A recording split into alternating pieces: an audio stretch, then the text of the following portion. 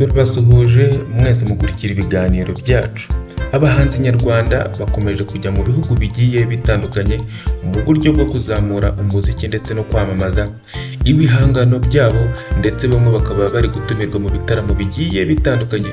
Twavuga nk'umuhanzi Bruce Melody, umuhanzi The Ben, umuhanzi John ndetse na producer Element. Abo bose bari kugenda bakora umuziki wabo.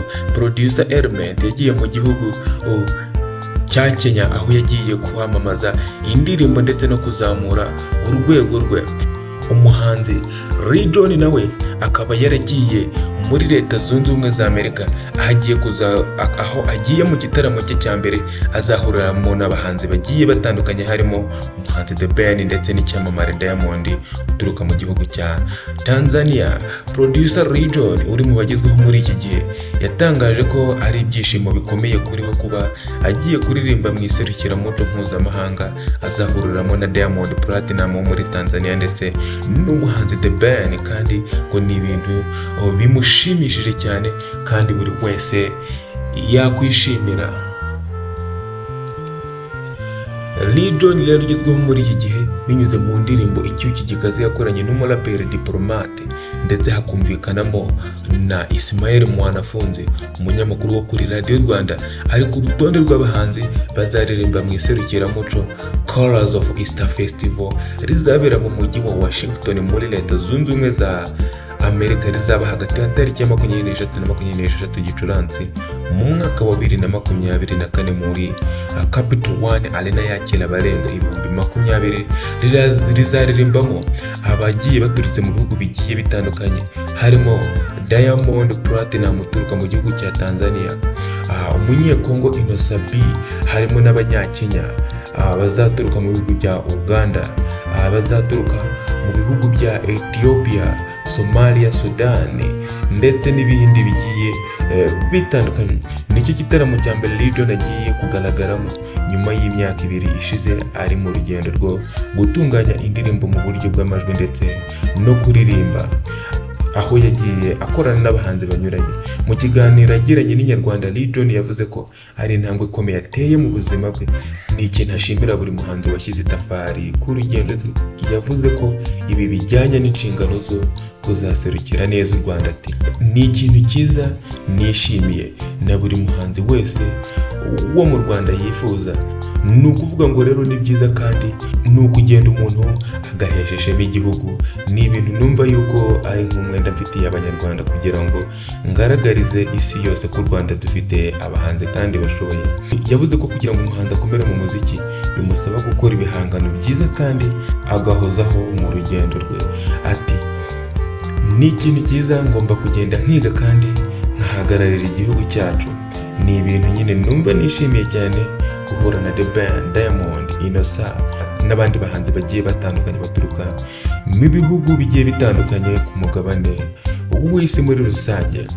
John rero amaze kugira indirimbo zirimo Paul yakoranye na Papa cyangwa Ready Now, yakoranye na Marina ndetse na Afrique, kandi yagize uruhare mu gukora indirimbo zirimo Kamwe ya Julian Bigizo na All Star, Long Out ya Marina ndetse n'izindi nyinshi zigiye zitandukanye.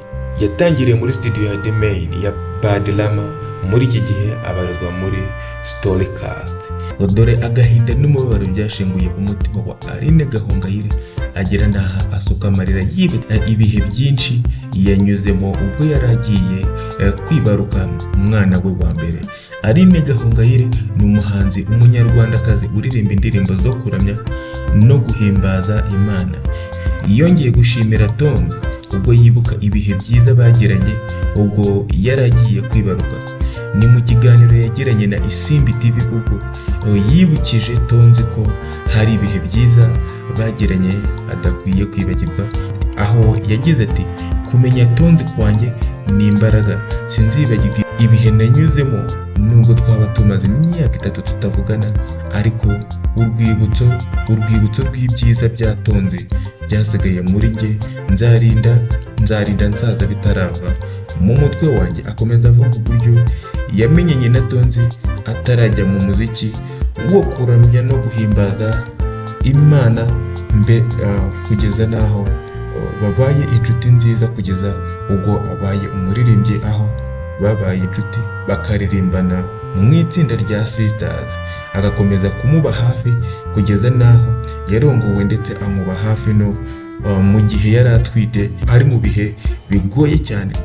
Aline Gahongayire avuga ko yakoze ubukwe atazi neza ibyo arimo ndetse no mu bihe byo kwibaruka akaba aribwo yabonye ko Tonzi ari inshuti nziza kuba yaramubaye hafi muri ibyo bihe byose.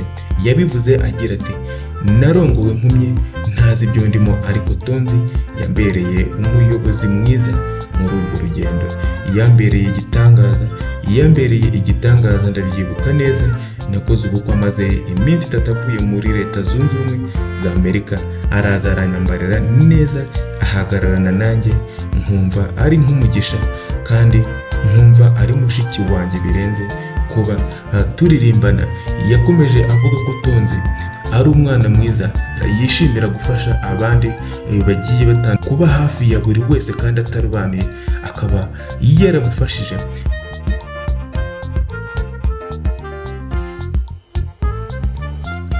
Aline Gahongayire rero akaba avuga ko Tonzi ari inshuti nziza kandi bakorana n'ibindi bigiye bitandukanye, akurikije uburyo yagiye amuba hafi mu bihe bigiye bigoye. Buri wese yakwifuza ko hari umuba hafi, akaba yaramubaye hafi kandi nta kiguzi yamusabye, akaba yaramushimiye cyane. Akaba avuga ko Tonzi agerageza no gufasha abandi banyarwandakazi ndetse akifuza ko yazamura n'urwego rwabo. Mwakoze kudukurikirana rero, mwari mwe nanjye Bakorimana n'Ubuhere. Ciao ciao.